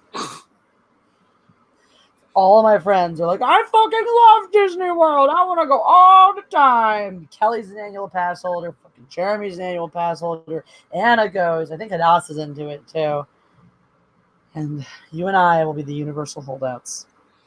We will go together. I will, within the first month of me living out there, I'll get a Universal pass. I'm about to renew mine. What? I'm about to renew mine. Okay. Well, is there any point of the year where it gets cheaper, or is it pretty much the same price? It's the same for the platinum. That's fine. That's what I'm going to get. Because if we're going to make days out of it, I'm not going to cheap out and be like, I got to wait in line. Oh, that's the nice thing is with the platinum, it's like we can just go and be like, hey, what do you want to do? We have like a thing to do Saturday night. What do you want to do Saturday afternoon? Let's just go to Universal and ride every ride in 2 hours because we have the front of the line for the thing. Now, do we have to carry something with us? You just have a pass around your neck. So pass around okay. Lanyard. Cool. I'm pass holder. You pretty much sold me when drove past it, and you're like, hey, if you ever come out here or next time you, I don't know how you phrased it because we didn't agree on living together right away, did we? Well, we were actually talking about trying to go when you were there for the month, and then she got sick. We were going to try to go with Anna, remember? Oh yeah. Well, we'll just get those passes, like I said, the first month I'm out there, and we'll go to Universal from time to time, just for the hell of it. Yay! That's what I do with my life. Mal is chewing on licorice, and I'm allowing it. Oh, it's really cute. Jane, you want some licorice too? Jane, you want some? No. Jane, oh my God, he's still on his antibiotic. I've got to use it until it's used up, and he really doesn't like it. So whenever I take this syringe to put it in his mouth, he takes his paw and tries to bat it away. It's really fun. It's really cute that he does it because he doesn't just swat at it. He kind of like tries to grab my hand and like move it away. He's like, no. I tried to give one of your cats. Was it Lando that had a? Lando, the poop meds, yeah. He would not take that from me. I'll show you how to do it when you come out here. I'll have you do when I'm around when you come out here because he'll probably do it then. Okay, he's got to get used to me. He does. Well, that's disgusting now. Yeah, don't eat it. I'm not going to. Putting it aside. That's that good Trader Joe's licorice, right? Yeah, I like that stuff. American Miss says, J&J, is Disney at all purposefully ruining Star Wars? It's an interesting question. I don't think they set out to do that in the beginning.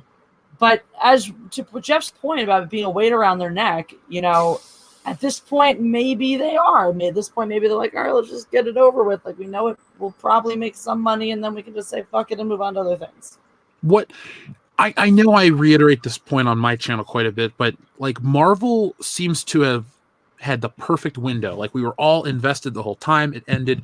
We're happy it's over. Like that, the Iron Man, Captain America, Thor phase is over. I know there will be another Thor movie. My point is though, it feels like Marvel is never going to reach those heights again.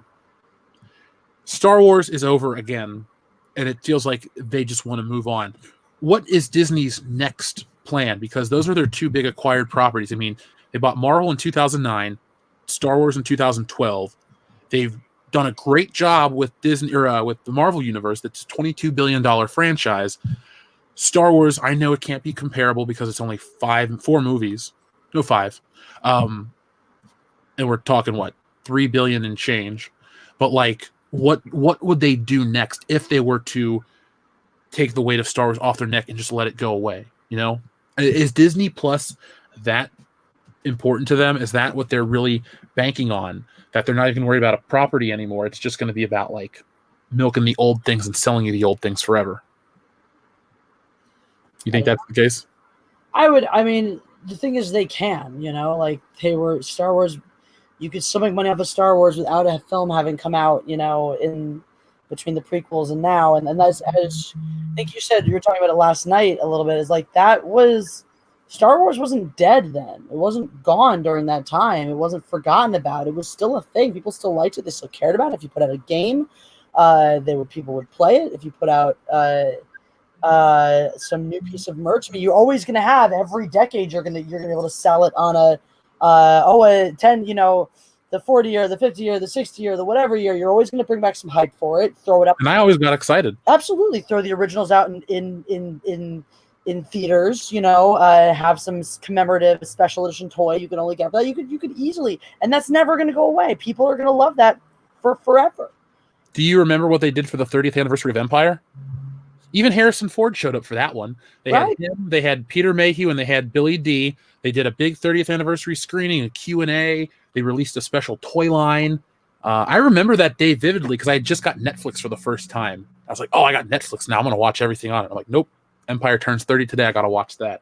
Like, anniversaries were a big deal for Star Wars, and they never felt forced. Like, the 20 year was the big one. I guess that was the first one that, we were fans for. And then, but once we got to Star Wars year 40, it's not that Star Wars got old. It's that Disney had already acquired it for a couple years. Because Lucasfilm did the 30th, obviously, in 2007. And they did this legacy stuff with the Clone Wars. And then all of a sudden, it just kind of stopped once Disney came in and did it differently. Yeah, exactly. Yarp. Yarp. Narp. I have like $30,000 in toy models, books, VHS, DVDs, Blu-rays, T-shirts, etc. Crazy Eyed Jedi. I have a lot of Star Wars stuff. I don't know if I have $30,000, but you couldn't throw something like a quarter in this room and not hit close to something that's Star Wars. I mean, right here's the Blu-ray set and a coupon for cool cigarettes. I don't smoke, but there's always something Star Wars by me. So, and it's all older stuff too. It's not too many Disney items, but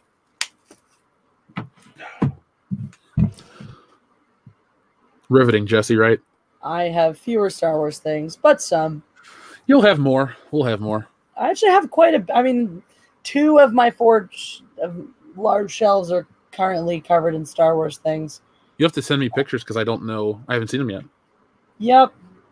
And I got more. I got all my little models that I got to put up, make my little scenes with them. But I've got my Darth Talon bust up. I've got my Mara Jade. It's pretty cool. I got my cartoon Slave Leia figure, which is actually pretty cool. That's a lot of neat stuff. Got a bunch of shit. I got a Y-Wing, I got the Falcon, the big toys, that you have. I was there. You have the vintage Kenner one, yeah. The speeder, the snow speeder, and an ATST. I have an ATST. We had a listener come to Horror Hound. He bought an ATST and custom painted it for us. It's pretty damn cool. It looks damn good for the. Well, the thing is, the Hasbro molds always look good. It's the paint jobs where the toys look like shit. So. Sir Ruin of House Roundhead, thank you for the super chat. It's my birthday. I think it's ridiculous to have Emperor Palpatine go up against Rey instead of Luke in Episode 9. Rey might barely know who he is. Agreed. Yep. Happy birthday, Sir Ruin of House Roundhead. Birthday. It's a great one. I hope you're enjoying yourself, doing something crazy and not thinking too much about Disney Star Wars. Yeah, no, once again, it's these moments they're setting up to be these big, huge moments that don't work. Because the characters haven't been set up correctly. Now, if the leaks are true and she's Palpatine's Rey's grandfather, then okay, then there's some sort of connection and reason for her to go up against him. But now you're basically just mirroring the, I am your father bullshit. Well, not bullshit then, but it's bullshit to just take that same thing and be like, oh, well, it's important and Rey's important because first of all, I am your grandfather doesn't have the same ring as I am your father. But now she's got to go up against Grandpappy and have to do the same thing Luke did and, kill her own. I'm going to roll my eyes so hard I'll see my fucking brain if that's the case. If he says, no, I am your grandfather. If he's related to her, I'm just going to go, wow. That would be a hilarious and terrible callback if the reason that he says, no, I am your grandfather is if she says, are you my father? Are you my father? No, I am your grandfather. Whoa! That would, because then Palpatine, oh God, I don't even want to think about how to do the mental gymnastics to make that work. I don't want to think about it either. No. Is there anything in the EU about like Palpatine having a family before he becomes the Emperor or anything like that? I know he has clones after Return of the Jedi, but I don't know about his family. His name wasn't Sheev back then. Yeah. Palpatine's the best character in Revenge of the Sith, hands down. That acting job was awesome. It's pretty good. It's so over the top. That's why I like it. He's like after he like hits Yoda or whatever. Yeah. He just there had never been that much over the top acting in a Star Wars film that didn't suck. Fair. Chad the Armor says no, he didn't have a family. So but again, the EU doesn't matter, so we can always rewrite some new history. Jane just fell off the bed. It was adorable. So we can rewrite history and have it be whatever we want, Well, what I want and what we're getting is two separate things. So, as Jane says to Mal, something about what. How it's supposed to go and how it actually goes ain't exactly ever similar. It's a line from the beginning of Serenity. I can't remember the exact wording of it. What you plan on happening, what actually happens ain't exactly ever similar. So there you go. That's a great franchise. Mm-hmm. I almost bought you a T-shirt from that. I am. Yeah, there's a T-shirt Jane wears, and I was like, is it the blue sun? I think I went on Amazon and looked it up. And I was like, I don't know if she'd wear this, so I would. Okay, well, Firefly shirts I currently have are the dinosaur one. I have the dinosaur one. Curse your sudden but inevitable betrayal. I have I am to misbehave, which now you know that line. Yeah. So now well, the thing is, I was trying to get you like what he wore in the show. Yeah, no, yeah. They had a wash shirt, like one of his Hawaiian shirts that you could get as well. It looks just like what he wears. I was like, but now you understand when I say that he aims to misbehave. I had a meme on my phone, so I understood it. My God, Mal. And then I have that one that you'll appreciate a little more now, where it's Han and Mal. I've seen you wear that. Yeah, so you'll actually appreciate it now. Yeah. Well, I appreciated it when I saw you wear it because we already been watching the show. Not the first time you ever saw it. I think the first time you ever saw it was on a live stream. And the thing is, I knew of that show, and I know Nathan. You were making fun of my shirt the last time I wore it. Hold on, I just gotta fix it so I catch it. While she's gone, this shirt. This is what's up right here. Any Beavis and Butthead fans out there? Oh, that's a classic. Mike Judge only made two bad things: The Good Family and Extract. That was not a quality film in my opinion. But I can't stop watching King of the Hill. American Myth. I remember when Revenge of the Sith came out. I saw it several times. Plus, there was a huge Star Wars community online for Star Wars Jedi Academy. Best Star Wars game ever. Lived on multiplayer. American Myth. I had the pleasure of seeing Revenge of the Sith on 2 separate continents. I thought that was pretty cool. It's the first Star Wars movie I saw multiple times in theaters as well. Cool. Yeah. Don't know if I saw Phantom Menace more than once. I know I saw Attack of the Clones twice in theaters. I don't remember if I saw Revenge of the Sith more than once, though. I didn't. I think I saw Attack of the Clones one time, and then I didn't see it again until like 2008 or 9. Like, it was a huge gap. That was the prequels. I had the first one on tape, episode 1, and then I didn't like it that much, so I would see them in theaters, and then I didn't own them until the Blu-rays came out in 2011. And I've only watched Attack of the Clones maybe 5 or 6 times in its entirety. My friends and I marathoned or attempted to marathon all 6, starting with the prequels once, and I think we ended up falling asleep around 5 a.m. to Empire. Oh, I can't fall asleep to that movie. When it's 5 a.m. and you've watched, and you're in high school at this point, maybe still middle school, so sleep is becoming a more and more scarce commodity. Yeah. Well, we should we'll do our mimosas thing, and we could do the Star Wars saga, the original Lucas saga, not that Disney shit. That sounds good to me. Clustoric, I did watch the continuation on MTV. I liked it. Disturbed Fan 0717 Productions, thank you for the super chat, says subverted is a word that will stick with Star Wars fans for a long time. Ryan, you a-hole. See, the sad thing is, and this is what I've said many, many times, Rian Johnson did nothing to subvert genre. He did nothing really to subvert Star Wars, he did nothing super subversive in this telling of a Star Wars story, because everything in Return of the Jedi, or everything in the Last Jedi is still just, every moment and choice is still just a reflection, a mirror, a callback to something that we've already seen in Star Wars. So there's nothing new or innovative in that regard. So the only thing Rian Johnson did was subvert our expectations to have a not shitty movie. That's it. Retconning a character to make them completely different isn't subverting. It's just bad storytelling. Not following the established plot lines that were given from the movie before isn't subverting. It's just bad storytelling. Subverting expectations in a positive way is not just simply going, hey, you thought this was going to happen. Fuck you, that's not going to happen. Hey, you thought you knew who Luke Skywalker was. Fuck you, no, you don't. That's just being childish and stupid and not good at telling a story. Which is really, whenever you talk Rian Johnson and subversion, really what he does. Like, I haven't seen his entire body of work. I haven't seen Brick, but I've seen Looper. And I wouldn't say that Looper was subversive in any way. It was an interesting idea. It was nothing.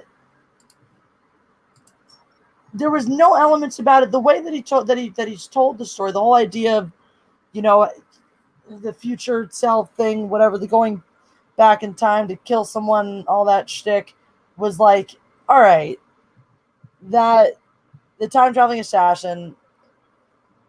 I mean, that's Terminator, basically. Yeah. So your only wonky element is that, oh, well, the only plot twist is like, well, he's going to have to go back in time to kill himself, And if you actually think about it, too, then you have this whole interesting thing where it's like the kid, the whole Magic Powers kid, doesn't really fit the same way, fit right. Like, it feels like 2 different movies being smashed into one. For Looper? Yeah. I only saw it once, like 8 years ago. No, not 8 years ago. Whenever it was newer, like 2013, I saw it. Yeah, I saw when it came out. I'm trying to remember all the pieces of it too, and how it was it was good, but it didn't hold up in a sense. Yeah, I liked it back then. I liked it when I saw it. I really enjoyed it. Actually, I didn't like the weird shit they did to Joseph Gordon-Levitt's face to try to make him look more like Bruce Willis. I thought it was really weird and very disorienting. It was very disorienting. And it was creepy at good moments. But again, there's nothing. I didn't walk out of that film going like, "Oh my god, how he so subverted all of my expectations." All this, and this is the whole thing. This whole shtick as a filmmaker. He's like, "I subvert genre." Every review of Knives Out, even the positive ones, say there's nothing subversive about this film at all. So this man thrives on this idea that he's so subversive, but he's really not. Are you going to see Knives Out? I think so. Oh, then I won't say what I was going to say. What are you going to say? Spoil it. Okay. Oh, do you want me to? No. No, I didn't think you did. That's why I wasn't going to say it. I was out of respect for you. I'm pretty sure the only purpose of seeing the film, is to find out what happens. I was thinking about tweeting it because that's what people are starting to do right now. Like they're tweeting because it's been shown to like film school people. No, it was shown at a film festival. Yeah, what I'm saying, people are like, there's an online movement to kind of spoil the whodunit ending. Why? Because it's just people being vindictive. I never liked that kind of shit. I'm just not giving him my money. That's fine. I haven't decided if I'm actually gonna like see it in theaters or like pay to see it or anything. May do a sneak-insy. But yeah, I don't know. It seems like basically my impression is that it's gonna be a perfectly fun watch, and that's about it. Nothing groundbreaking or earth-shattering about it. Lost Jedi 22, thank you for your super chat. New lore: Palpatine sold his body for votes before he became Chancellor. The galaxy is littered with illegitimate Sith kids. If they have the balls to do that, I'll buy into it. There you go. I'm sold. Do it. American Myth, I did not see them selling Black Series figures for $5 a piece, but I do have another Star Wars toy video. Don't cut your nose off. I'm not going. I'm just playing with my knife. Okay. Because I have a knife. I know you do. Our idea of a date is axe throwing. I have a lot of knives. Do you want to join? Is there a league for axe throwing? Do you want to join that? Look into it. Yeah, that's what I'm saying. That would actually be a fun thing if we could find a way to fit that into our schedule. You know, people go bowling and shit. Yeah, we'll go axe throwing. I would love to do something like that because it was so fun. It was a lot of fun. It was definitely fun. I was surprisingly good at it too, so that made me kind of happy. Gotta start doing it one-handed next time. I eventually will get that down because I didn't like having to do that every time. But that's weird. I have the video somewhere of me doing it. I should send it to you. Yeah, that was. I think that's the last thing that I don't have from our trip, like that you have a video or a picture of. I will get that to you. I'd like to learn how to throw knives as well. So I have 2 sets of throwing knives and a book instructing me on how to do that, courtesy of Tony Clark. Well, maybe we'll try that. We will have to figure out where we're going to do that, but yes, I would be totally down. I mean, the Ralph's parking lot is perfect. Practice at cars. Yeah, that old guy with the old Range Rover that looked like an old rock and roll burnout. Oh my God, I remember that guy. Big Joe sends a super chat. Thank you for your super chat. Big Joe says hi. Hi, Big Joe. Big Joe, then I need to text my cousin Joe and be like, yo, are you coming for Thanksgiving? That's the one that listens to the channel, right? Yep. What's up, Zaire? Dart throwing. I remember I bought a dartboard as a kid and I accidentally scratched my face throwing a dart for the very first time. How? I was 5 years old. I also cut my finger on a a Swiss Army knife. Billy Ritchie, don't worry. Don't piss off Jessie, Jeff. She's armed and ready. Oh, I just realized I never responded to this. Oh, because it came in April. That's so funny. My cousin was watching my Star Wars lightsaber fight on his on like a huge TV in his house. Now, Jesse, if I ate all the turkey at Thanksgiving, you can't. I can't. I'm about to say, somebody said don't do it in the chat. I'm like, you're making multiple turkeys. No, I mean you can't. Yeah, I physically couldn't. Physically can't. Yeah, that's what I'm saying. I know. I physically could not. Not 3 turkeys worth. 3 large. One of them at least is usually like a 16, 17 pounder. That's usually our biggest one. I like turkey, but I don't want to like gorge myself on it. You like physically cannot eat all the turkey that we will have. I don't. Yeah. So was it the whatever's in it that makes you sleepy? Tryptophan. Okay, I knew it was with a T. I almost said turkey tetrazzini. I'm like, that's a dish. That is clearly not what it is. No, I enjoy Thanksgiving, but not till I puke. Actually, don't eat like that ever in my life. Yeah, no. That happened to me a couple times right after summer camp once because I was used to just like eating really shitty food and not that much. Mm-hmm. So they like went to my grandma's house and my grandma was like, yes, seconds, thirds, fourths, eat all the brisket. And I was like, Grandma, I'm gonna puke. And she was like, keep eating. And I was like, ah. And then I went to the bathroom and I actually puked. So. My grandma's always like real weird and stingy about, not stingy, but she always looks at you if you eat more than one plate of food. It's like, Grandma, I didn't put everything on one plate. Excuse me. But, oh well. I won't feel judged at your families. You will not. You will definitely not. I'll try not to feed Oscar. That was the one thing is with Oscar, as tempting as it is to feed him from the table, he does have a lot of food allergies. So you always gotta make sure. And he gets table scraps all the time. So it's not like it's a big deal to be like, oh, you can't give him any scraps. During Thanksgiving itself, when people are coming over and stuff, he'll be sort of shut into the little laundry room because he's too bad. So we try to sort of not pay too much attention to him when he's in there because otherwise he gets crazy and he'll knock the gate down and rampage through the house. But there are things like the sweet potatoes and the pineapple and the sweet potatoes and other things that you'll be able to feed him. Pretty much fruits and vegetables, which he loves. He freaking loves fruits and vegetables. So yeah. I'll just be too busy talking to people to try to feed the dog. While you're around, like while you're there during the trip, I'm sure you'll have an opportunity to give Oscar some scraps. I'll probably go outside and play with him if it's not too cold. Oh yeah, no, even if it's cold, we'll still go out in the backyard and run around with him. I don't want to go out if it's too cold. Not for him, me. I will go out even in the cold because I love playing with him in the backyard. Well, so he'll like me. You can stay inside. Yeah, I'll drink coffee with your mom, or tea or whatever she drinks. Is she a tea or a coffee woman? Yes. Okay, answers both. Coffee during the day, occasionally tea at night, but not too late. Otherwise, she will pee all night. So says my mom. Oh, okay. I can drink. I think I'm going to make a cup of coffee right now. Okay. Well, I got to step and make a video after our stream. All right. Yeah. So, because I have a Good Morning Pop Culture to do in the morning, so I can't get up early, make my video, and then get to work for tomorrow night's podcast. I'm super busy the next couple of days. I have to actually work on my routine because I have a show next Friday and Saturday. What do you? Oh, your stand-up, the thing you're getting paid for, right? Ooh, let me know how it goes. I mean, I talk to you every day, so it's not like it's going to be. That's the next time I hear from you. Work on actually being funny though. I don't think it's going to be too hard for you. You'll be fine. Well, I mean, I have to work on my routine, so I got to think about what I actually want to say. Maybe try to actually do that at the mic tonight, rather than just winging it like I usually do. So, I should practice my routine. Well, if you ever want to call me and run anything by me, gladly will listen. Thanks. Just gotta go through my notes and see what I think is funny right now and what I kind of want to talk about or not. I'll figure it out. It'll be fine. It'll be great. Just looking forward to eating. Eating sounds good.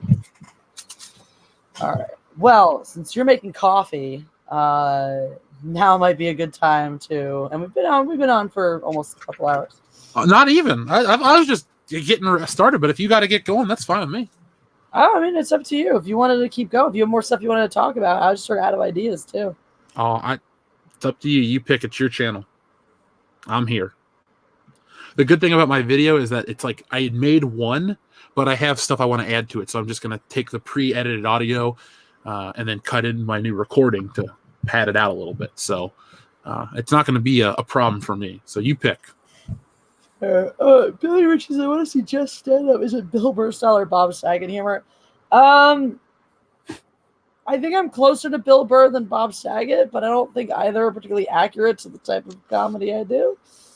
I just laugh because the times I've seen you do stand up, I was involved. I'm the joke, so I'll be Sam Kinison, yes. You like Sam Kinison? Yeah. It just makes me laugh how Phil does a voice that sounds just like Sam Kinison. I don't think Phil's a stand-up comedian, but it works in situational comedy. Fair.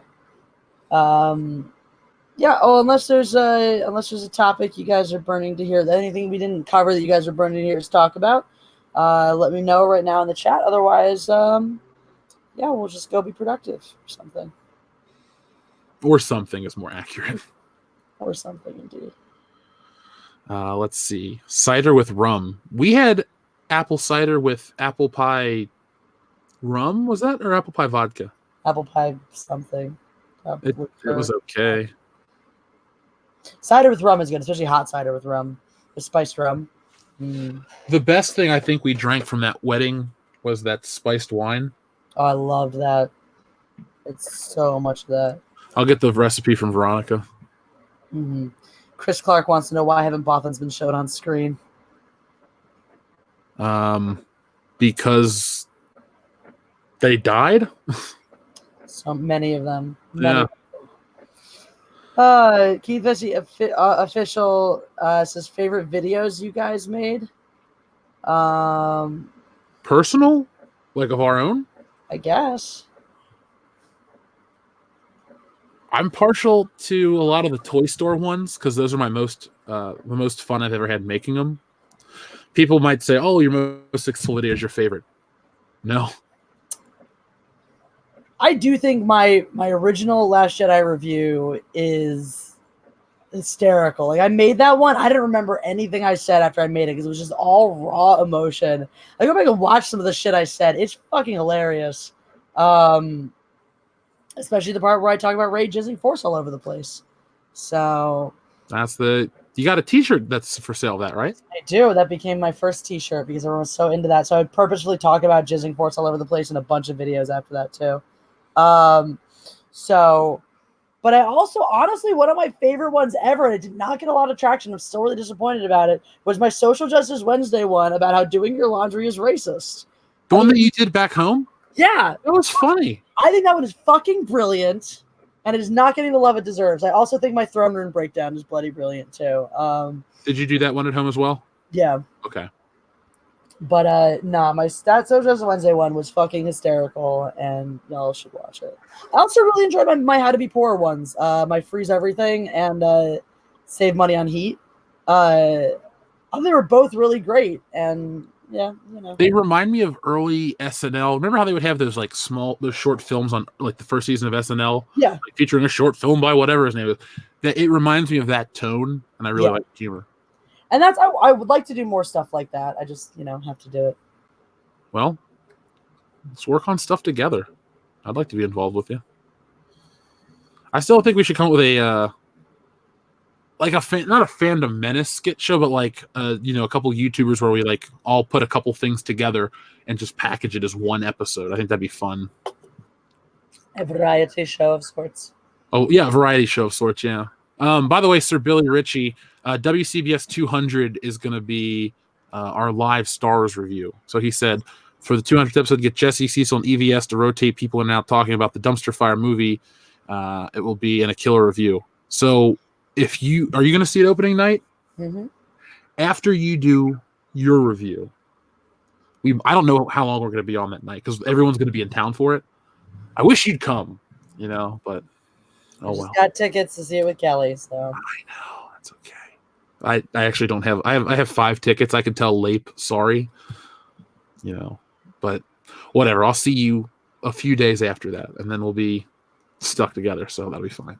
But no, that's going to be a fun night. Are you going to have? Is it just you and Kelly, or Kelly and Hadass? Just me and Kelly. Hadass not huge into the Star Wars stuff, so we might have her come over after for the live stream just for shits and giggles, and she'll be like, "What is this Star Wars you speak of?" We should talk to each other through the live streams. At some point, after we get through the review and talking, I could just be like, "Oh, we could troll you with a call-in segment." We should have as much fun as possible that night. Seriously. I think so. That'll be good. Just go balls to the wall with everything. I like it. I do. I like it too. I'm about that life. Oh, what the fuck? I thought I made a coffee and I accidentally made hot cocoa. How you fuck that up, dude? Yeah. Well, I did. Look here's the K cup of the coffee. It's yellow, and this is pink. I messed up. Oh well, I didn't look at my colors. If only my mom was home to drink this hot cocoa. Oh darn! I would drink it. Are you a cocoa fan? I am. So every now and then we'll get hot chocolate packets in the referee corral when I'm refereeing, and I'll put one of those and mix it with the coffee and make a little cafe mocha. Sounds good. It's tasty. We can have a variety of hot drinks together at night as we work on stuff. Do mostly tea. I do a lot of tea just because it's 0 calories and it doesn't fuck you up the way the caffeine from coffee does. Well, I believe me, I know about your tea selection. Who needs coffee with a tea selection like that? That actually reminds me, I should drink some tea. I still have to try one. Well, there's 2 of my little sample pack that I haven't tried, but one of them I'm not going to try till you get here because it's the Kiss from a Rose one. Our song? Apparently. It's one of our songs. What are other ones? What, Touch Me by the Doors? That's cool. It's a good song.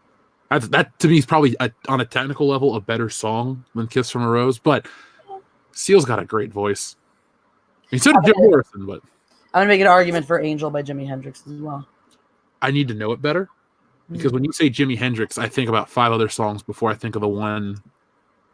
Like, even Spanish Castle Magic pops up before Angel. Okay. Well, you know that song? I must. That's a good song. Mm-hmm. Thanks, Exploding Pumpkin Productions, for the nice compliments, by the way. Aw, yay. The wrong gal here says, hi, Jesse and Jeff, what's new? Not much. All kinds of stuff. Oh, Boba Rhett says, new to the LA area. Wife and I tried Philippe's French dip sandwiches near Chinatown. Not a cheesesteak, no, but yummy. Interesting. Well, welcome to the LA area. If you do want a cheesesteak, go to Booge. There's one in Silver Lake and one in K-Town. So, which one did we go to? K-Town? Unless we went to K-Town. Oh, no, we went to Silver Lake. Okay. Silver Lake one. Yeah. It was delicious. Yes, it was. It was very good.